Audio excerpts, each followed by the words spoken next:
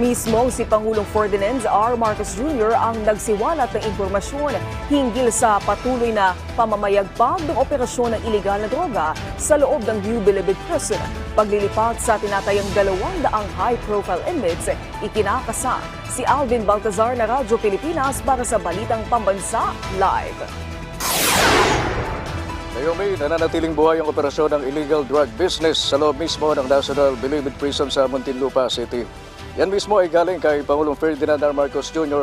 ayon na rin kay DILG Secretary John Vic Remulla na kung saan ay ang mga nagpapatakbo ng illegal drug trade sa loob mismo ng Bilibid ay mga tinaguriang big guns.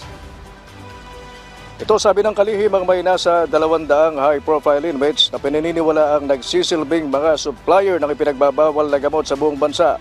Ayon kay Remulla, tukoy na nila ang mga ito na kanilang ililipat sa isang bagong jail facility na kung saan ay sisiguraduhin nilang hindi na makakagawa pa ito ng kanilang mga illegal na aktibidad. Alam niya siya nagsabi sa amin So through his own intelligence briefing, siya nagsabi sa amin, they validated the same, and so we had to take proactive measures against it.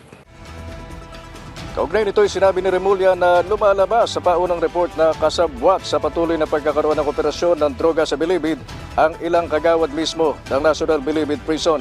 Subject na niya sila ng investigasyon at titiyak nilang hindi makakabilang ang mga ito sa itinatayong bagong jail facility na ayon sa kalihim ay isang makabagong pasilidad.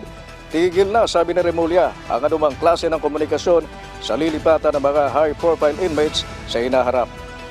Ang report sa amin is from jail guards up to the supervisors. Titignan nila talaga kung saan yung problema. Needless to say, hindi sila kasama doon sa bagong facility. Iba na ang sistema ang gagamitin para using more of technology to make sure that their communications with the outside world are stopped.